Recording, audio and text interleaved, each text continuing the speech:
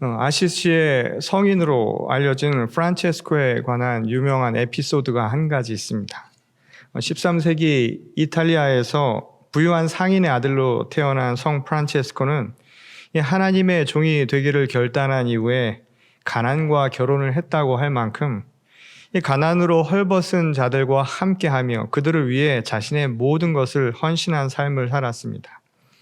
어느 날 폐허가 된 샌 다미아노 성당 십자가 앞에서 기도하고 있던 중에 그는 하나님의 음성을 듣게 됩니다. 그 음성의 내용은 가서 허물어져가는 나의 집을 고쳐 세우라는 말씀이었습니다. 그 말을 듣고서 곧 자신의 아버지의 집에 가서 아버지의 물건을 내다 팔아서 성당 수리비로 충당을 하게 되죠. 그 사건으로 평소에도 이 가난한 이들에게 자신이 가진 것을 모두 나누어주는 아들이 못마땅했던 아버지는 이 프란체스코와 의젓을 선언하게 됩니다. 이로 인해서 프란체스코는 재산 상속권은 물론이고 자기가 입던 옷까지 다 벗어놓고 아버지의 집을 떠나죠. 벌거벗은 몸으로 세속을 그렇게 떠나게 되었던 겁니다. 주님 안에서 스스로 철저하게 가난한 삶을 실천하면서 가난한 이들을 위하여 가난한 이들과 함께 돌보며 사는 삶을 결단했던 것이었지요. 프란체스코는 이후로도 평생을 가난한 자들과 또 한센병 환자들로 알려진 나병 환자들의 곁을 지키며 그리스도의 사랑을 실천하는 삶을 살았습니다. 이른 나이인 44살의 나이에 그는 죽음이 임박했음을 직감하고 그와 함께 일하던 동역자들에게 이런 부탁을 남겼다고 하죠. 알몸으로 맨 땅에 눕혀달라는 마지막 유언이었습니다. 벌거벗은 채로 주의 길을 따랐던 것처럼 벌거벗은 채로 주의 품에 안기기를 고백했던 것이었죠. 이 성탄절 때만 되면 각 예배당마다 성탄절 장식으로 한 켠에 예수님이 오신 그 구유를 만드는 교회 전통이 지금까지 전해 내려져 오고 있습니다. 그런데 흥미로운 것은 바로 그 전통의 시작이 프란체스코로부터 시작되었다는 사실입니다. 어쩌면 구유에 누운 벌거벗은 아기 예수를 보면서 자기 자신은 속세를 떠나 주의 품에 안길 때 벌거벗은 채로 떠났던 그 모습을 떠올렸는지도 모르죠. 그리고 아마 그것을 통해서 우리에게 지금도 이야기하고 있는지도 모릅니다. 주님은 벌거벗은 채로 우리에게 오셨습니다. 그 아기 예수를 바라보면서 여러분들은 지금 성탄절을 어떻게 맞이하고 계십니까? 만일 가장 낮은 자의 모습으로 우리를 찾아오신 예수 그리스도의 참뜻을 우리가 잊고 있다면 구유에 누운 아기 예수의 그 모습은 그저 크리스마스를 위한 장식품에 지나지 않을 수 있다는 사실을 다시 한번 되돌아보아야 할 때입니다. 이 대림절을 지나며 우리가 회복해야 할 정신도 바로 여기에 있습니다. 벌거벗은 채로 이 땅에 오신 그리스도를 맞이하며 과연 우리도 그리스도를 따라 벌거벗은 순수한 영혼으로의 회복 그리고 그러한 삶을 살고 있는지 한번 되돌아보자는 것이지요. 그런데 세상에는 이 프란체스코처럼 스스로 벌거벗고자 하는 신앙적 선택을 행하는 사람들이 아니라 자신의 의사와 상관없이 외부의 힘에 의해서 벌거벗긴 채로 살아가는 사람들도 있습니다. 흔히 사회적 약자라고 불리는 이들이죠. 오늘 이사야는 그들을 이렇게 규정을 합니다. 가난한 자, 마음이 상한 자, 포로된 자, 갇힌 자라고 불렀습니다.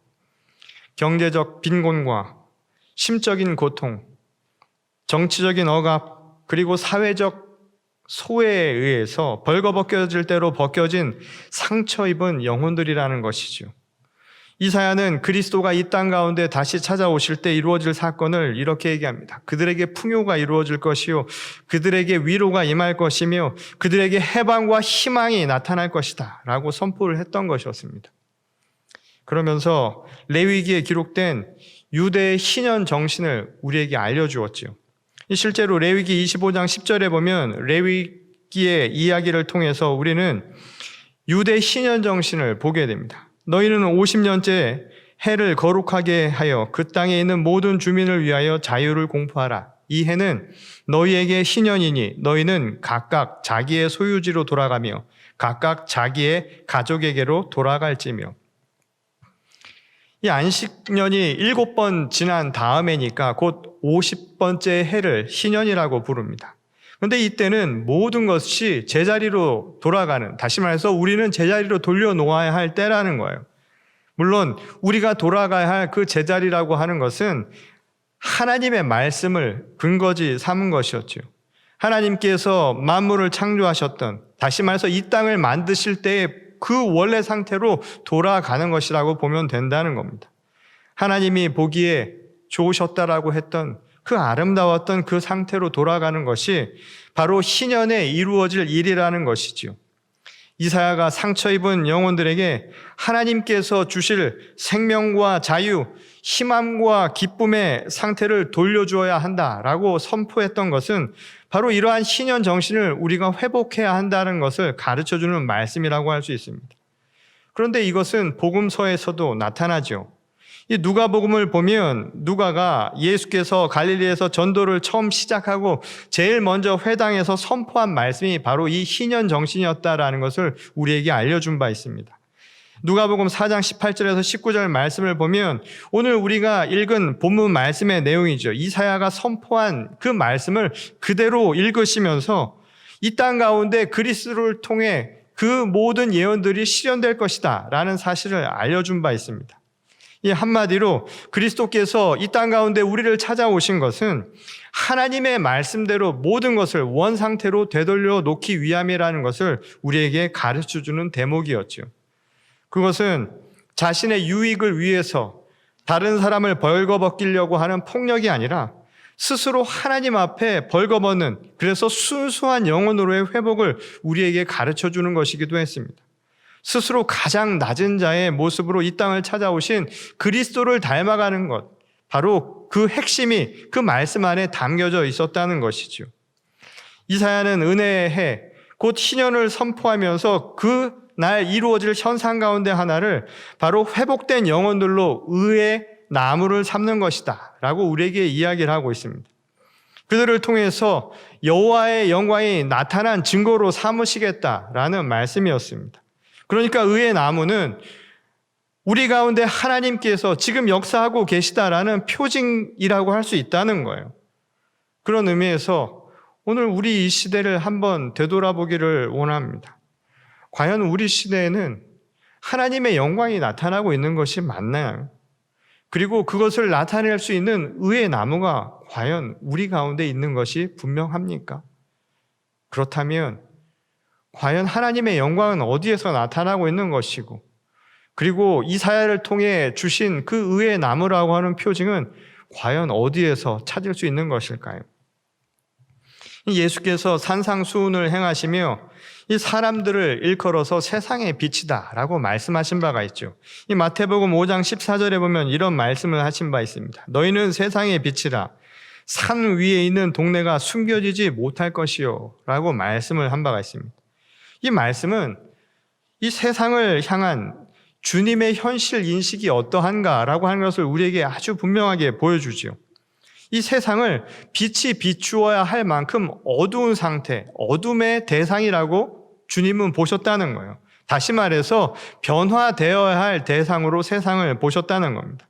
그러니까 이것은 원래의 상태에서 많이 벗어난 모습이라는 거예요. 그래서 이사야가 이야기한 것처럼 예수님의 말씀 속에서도 이 땅은 다시 원래의 상태를 회복해야 할 바로 그러한 모습, 그러한 대상임을 우리에게 분명히 가르쳐주는 말씀이죠. 그런데 문제는 변화를 주도해야 할 주님의 자녀들이라고 하는 사람들, 곧 예수께서 세상의 빛이라고 일컬었던 이 사람들조차도 세상 속에서는 잘 구별이 되지 않는다는 것이 문제라는 겁니다. 이 어둠을 밝혀야 할 빛의 자녀로서의 역할을 제대로 못하고 있다는 것이죠. 그것은 오늘날 빛과 소금이라고 자부하던 교회가 세상으로부터 비판을 받고 있는 현실이 아주 잘 보여주고 있습니다. 빛 가운데 살지 않으면 언제든 교회도 세상을 변화시키는 주체가 아니라 오히려 변혁의 대상이 될 수도 있다는 것을 우리에게 알려주는 말씀이라는 것이죠. 왜냐하면 성도가 구별된다는 것, 곧 거룩하다라고 하는 것은 우리의 믿음으로 인해서 나타나는 것이지 타고난 특권이나 특성이 아니기 때문이라는 거예요. 실제로 세례 요한이 이 가식적인 유대 사람들을 향해서 이런 경고를 한 바가 있죠. 이 누가복음 3장 8절에 보면 이런 말씀이 나옵니다. 그러므로 회개에 합당한 열매를 맺고 속으로 아브라함이 우리 조상이라 말하지 말라. 내가 너희에게 이르노니 하나님이 능히 이 돌들로도 아브라함의 자손이 되게 하시리라. 지금 요한은 우리에게 분명하게 이야기를 하죠. 진정한 회개의 믿음이 없으면 누구도 빛의 자녀라고, 누구도 하나님의 자녀라고, 누구도 하나님의 선택된 백성이라고 말하기 어렵다는 거예요. 세상에 빛이 되는 것, 하나님의 선택을 받는 것, 그래서 우리가 거룩한 성도가 된다라고 하는 것은 타고난 게 아니라는 거예요. 유대의 혈통을 통해서 얻게 되는 유전이 아니라 바로 우리의 믿음을 통해서 나타나는 거라는 겁니다. 우리의 믿음을 행함으로써 나타나는 증거가 되어야 한다는 거예요. 같은 맥락에서 의의 나무도 똑같은 것을 우리에게 가르쳐 주죠. 하나님의 의라고 하는 것은 분명 우리에게 주신 은혜라는 겁니다. 근데 그 은혜라고 하는 것을 가지고 살아가는 우리가 중요하다라는 거예요. 우리는 이미 받은 은혜가 있는 사람들이라는 겁니다. 그래서 그냥 나타나는 게 아니라는 거예요. 우리가 그 은혜 가운데 살아갈 때, 그 은혜가 우리의 삶을 통해서 나타날 때 비로소 의의 나무도 하나님의 영광을 나타내는 것이다. 그렇게 말할 수 있다라는 겁니다. 이 오늘 우리가 읽은 또 다른 본문이죠. 이 요한 복음에 등장하는 세례 요한의 이야기는 바로 이 말씀을 우리에게 분명하게 가르쳐주는 하나의 예시라고 할 수 있습니다. 오늘 본문은 요한을 일컬어서 빛의 증언자라고 이야기를 합니다. 이 사실 요한은 이미 하나님의 말씀을 선포하며 물 세례를 주고 있었지요. 이미 당시 사람들로부터는 권위를 인정받고 있었던 사람입니다. 그러니까 마음만 먹으면 자신의 유익을 위해서 얼마든지 자신이 가진 권위와 또한 자신이 가지고 있는 인기를 이용할 수 있었던 위치에 있었던 상태라는 것이었죠. 그런데 요한은 이 장차 오실 주인공, 그것을 위해서 나는 단지 하나님으로부터 선택받은 조연에 지나지 않는다라고 하는 사실을 명확하게 깨닫고 있었다는 것입니다. 비록 예수님은 우리를 세상의 빛이라고 그렇게 말씀은 하셨지만 요한은 오직 그리스도 예수만이 진짜 빛이라고 여겼다는 거예요. 진짜 참 빛은 예수 그리스도 한 분뿐이라는 사실을 그는 깨닫고 있었다는 것이죠. 그런 의미에서 예수께서 우리를 세상의 빛이라고 말할 수 있었던 것은 우리가 그리스도의 증언자로서 그리스도를 증언할 때 비로소 나타나는 현상일 뿐이라고 그는 믿고 있었다는 거예요. 한마디로 자신은 빛을 담은 도구에 지나지 않지 스스로 빛을 내는 존재는 결코 아니라는 사실을 요한은 우리에게 분명하게 보여주고 있었다는 겁니다. 그것은 마치 아무리 양초가 많이 있어도 그것을 빛을 낼 수 있도록 불이 없으면 소용이 없는 것과 마찬가지의 상황이라는 겁니다. 참 빛이 되신 그리스도가 아니면 우리는 스스로 빛을 비칠 수가 없다라는 거예요. 그런 의미에서 빛 가운데 산다라고 하는 것은 스스로 빛을 낸다라고 하는 그 착각 속에서 있는 게 아니라는 거예요. 정말 믿음은 우리가 그 은혜로 하나님의 빛을 드러낼 수 있도록 오히려 자기 자신을 철저하게 감출 수 있는 것에서 나타난다는 겁니다. 그러니 믿음은 내 자신을 나타내는 것이 아니라 내가 스스로를 빛이라고 믿는 착각 속에서 나타나는 것이 아니라 오히려 내 자신을 스스로 감춤으로 내 안에 있는 진정한 빛이신 그리스도가 나타날 수 있도록 나 스스로를 자기를 부인할 수 있는 바로 스스로 겸손해질 수 있는 스스로 낮아질 수 있는 모습에서 드러나는 증거라는 것을 우리에게 가르쳐주는 예시라는 것이었죠. 마치 벌거벗은 채로 속세를 떠났던 프란체스코의 모습처럼 그리고 또 오늘 우리를 찾아오신 벌거벗은 채로 우리를 찾아오셨던 예수 그리스도의 모습처럼 오늘 우리가 닮아가야 할 모습이 바로 거기에 있다는 것을 보여주는 말씀이라는 겁니다. 사도 바울도 이와 유사한 고백을 우리에게 가르쳐 준 바가 있죠. 이 고린도후서 4장 6절에서 7절 말씀은 우리에게 이렇게 이야기합니다. 어두운 데에 빛이 비치라 말씀하셨던 그 하나님께서 예수 그리스도의 얼굴에 있는 하나님의 영광을 아는 빛을 우리 마음에 비추셨느니라. 우리가 이 보배를 질그릇에 가졌으니 이는 심히 큰 능력은 하나님께 있고 우리에게 있지 아니함을 알게 하려 함이라. 이 바울은 우리가 하나님의 영광을 나타낼, 다시 말해서 그 빛을 드러낼 질그릇에 지나지 않는다라고 스스로를 표현한 바 있습니다. 말하자면 우리는 깨지기 쉬운 질그릇에 지나지 않은 존재라는 거예요. 그저 보배를 담은 도구일 뿐이라는 것이죠. 그러니 우리가 빛을 내는 것도 아니고 우리는 그것을 담아서 단지 나타내는 도구에 지나지 않는다는 겁니다. 그래서 그 도구는 스스로를 더 드러내려 하면 빛을 감출 수밖에 없다는 거예요. 그래서 스스로를 낮추고 스스로를 벗겨내면 낼수록 그 빛은 세상 가운데 더 환히 비출 수 있다는 게 바울의 고백이었다는 거예요. 의의 나무도 마찬가지라는 거예요. 우리 스스로가 의로운 게 아니라 하나님의 의는 분명 우리 안에 은혜로 주어진 것이 맞습니다. 그러나 그 의는 우리가 스스로 나타내서 자기 의를 보여주는 것이 되어서는 안 된다는 거예요. 그 의가 우리 안에서 자라나서 하나님의 의로 나타날 수 있게 해야 한다는 겁니다. 그러니 어두운 세상을 비추는 것, 그래서 어두운 세상을 바꾸는 힘도 우리가 하는 게 아니라는 거예요. 우리의 의로움이 나타내서 변화를 시키는 것이 아니라 하나님의 의가 우리를 통해서 나타나게 해야 한다는 겁니다. 그런 믿음을 가져야 한다는 거예요. 그러니 믿음은 내가 할 수 있다라는 자만이 아니라 오히려 나를 통해 역사하시는 하나님을 믿고 신뢰하는 것. 그래서 그리스도 안에 모든 것을 맡길 수 있는 바로 그 신뢰가 우리의 믿음을 나타내주는 기준이 될 수 있다는 거예요. 그러니 믿음으로 오히려 우리는 자신을 벌거벗길 필요가 있다는 겁니다. 그것이 바로 하나님께 다가가는 모습이라는 거예요. 하나님께서 우리를 처음 만드셨을 때 그 원 상태로 돌아가는 것이지요. 그리고 그것을 통해서 하나님의 영광이 나타난다는 거예요. 그것이 바로 예수 그리스도가 이 땅 가운데 벌거벗은 채로 아기의 모습으로 우리를 찾아오신 이유라는 것입니다. 다만 빛의 증언자인 우리에게는 이 역할만 남는다는 거예요.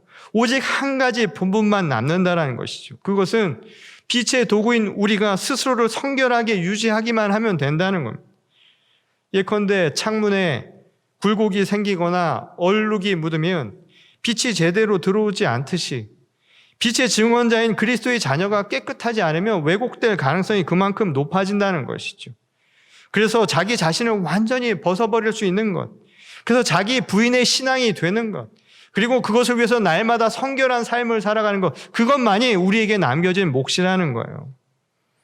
자기를 과시하듯 모든 것을 드러내서는 안 된다는 겁니다. 예컨대 말씀을 전하는 목사도 마찬가지죠. 목사가 드러나서는 안 된다는 거예요.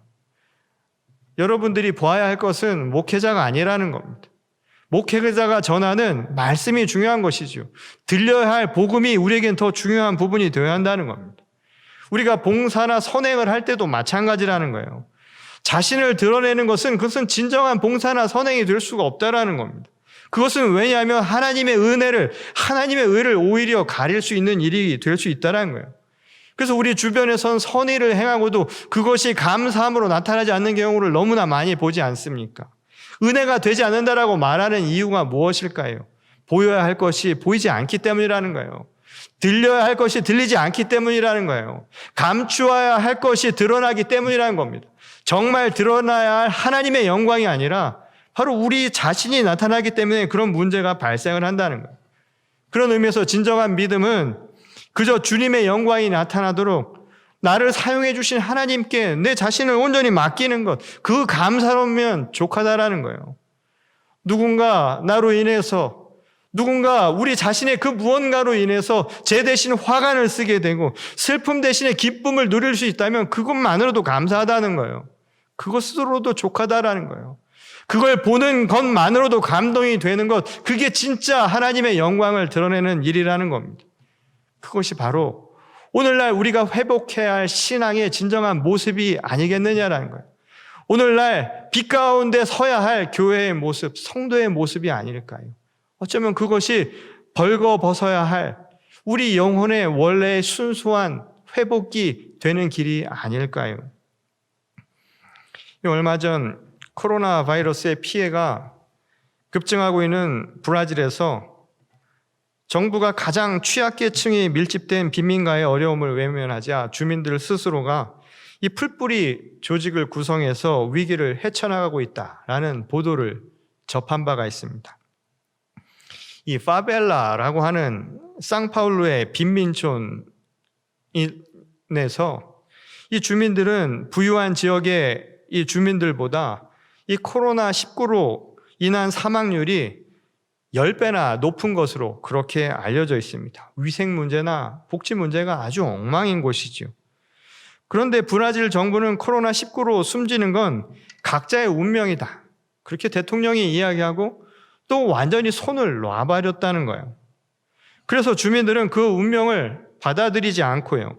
스스로 거리의 대통령이라는 프로젝트를 만들었다고 합니다. 그리고 약 400여 명의 자원자로 구성된 거리의 대통령은 빈민가 주민들을 위해서 마스크를 만들고 또 학교나 체육관을 자가 격리 시설로 스스로 바꾸거나 또는 실업급여 신청 같은 경제적인 지원 같은 것들을 아끼지 않다고 합니다. 이 기자와의 인터뷰에서 스스로를 거리의 대통령이라고 밝힌 한 평범한 봉사자는 눈물을 흘리면서 이렇게 이야기하는 것을 본 바가 있습니다. 너무나 힘들다는 거예요. 자신들도 살기 어렵고 또 많은 사람들이 알아주지도 않고 또 그만한 도움도 없는 상태에서 이 일을 한다라는 게 너무나 어렵다는 거예요. 그런데 팬데믹의 위기 앞에서 함께 서로를 도우며 이겨낼 수 있을 것이라는 희망을 조금씩 발견하고 있다는 이야기를 한 바가 있습니다. 비록 가난과 질병으로 어려운 삶 가운데 있지만 서로를 향한 따뜻한 마음과 또한 도움의 손길을 통해서 하나님의 임재를 그렇게 발견하고 있다는 거예요. 그냥 서 있는 예수 그리스도의 거대한 그 조각상이 아니라 그들의 삶 아주 깊은 곳에서 사람들의 손길을 통해서 사람들의 마음 씀씀이를 통해서 주님이 함께하고 있다는 사실을 그렇게 느꼈다는 겁니다.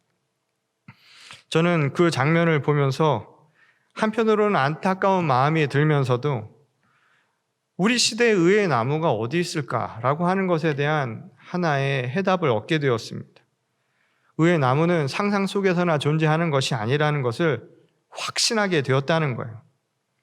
힘든 순간에도 나보다 더 어려운 사람을 생각할 수 있는 그 공감의 마음, 그리고 작은 도움의 손길 하나로도 함께 희망을 가질 수 있다는 것, 함께 기쁨을 나눌 수 있다는 그 곳에 정말 하나님의 영광이 나타나고 있다는 사실을 확신할 수 있었기 때문이었습니다. 대림절을 우리는 지나고 있습니다.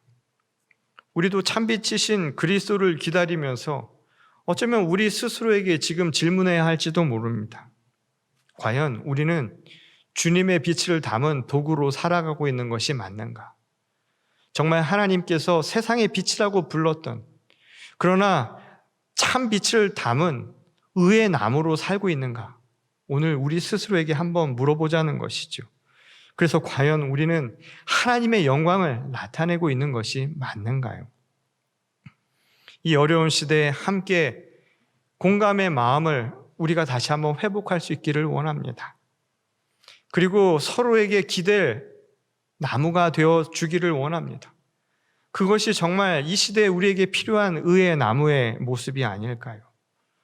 서로의 눈물을 닦아주고 서로가 가진 고통을 분담하면서 슬픔을 기쁨으로, 또한 우리가 안고 있는 이 시리를 희망으로 함께 만들어가는 의의 나무가 되는 것, 그게 어쩌면 오늘 우리를 부르신 이유가 아닐까요? 그때 비로소 저는 우리가 새롭게 맞이할 새해는 하나님께서 우리에게 가르쳐주신 은혜의 해가 되리라 믿습니다. 진정한 희년의 선포를 우리가 맞이할 새해에는 서로 나눌 수 있기를 원합니다. 그 출발은 먼 곳이 아니라 바로 작은 곳에서부터 출발합니다. 함께 그 아픔을 나누며 또한 그것을 위해서 버팀목이 되어주는 의의 나무가 될 때 비로소 하나님의 의가 또한 하나님의 영광이 우리 시대에도 나타나게 되리라 믿습니다. 저는 이것을 위해서 오늘 우리 교회와 우리 성도가 함께 일하며 고백하며 결단하는 주의 거룩한 시간이 되기를 바랍니다. 오늘 이 말씀을 통해서 우리의 마음이 다시 한번 변화되고 벌거벗은 그 주님의 뜻을 다시 한번 새기며 희년을 선포할 수 있는 의의 나무가 될 수 있기를 주님의 이름으로 간절히 축원합니다. 우리 다 같이 기도하시겠습니다. 아버지 하나님, 감사를 드립니다. 오늘 이 어려운 시기에 우리 각자의 삶을 하나님께서 날마다 지켜주시리라 믿습니다. 그러나 그것은 하나님께서 주신 은혜를 받은 우리들이 서로 믿음을 통하여 함께 공감하며 또한 그 어려운 짐을 나눌 때 나타나는 영광임을 저희들이 깨달아 알게 되었습니다. 하나님, 의의 나무가 되기 위하여 오늘도 이 믿음을 통하여 하나님 앞에 고백하고 결단하는 주의 거룩한 성도와 교회가 되게 하여 주시옵소서. 이 시대를 함께 비출 수 있는 주님의 진정한 빛이 될 수 있도록 교회와 성도를 하나님께서 인도하여 주실 줄 믿사오며 거룩하신 우리 주 예수 그리스도의 이름으로 간절히 기도드렸습니다. 아멘.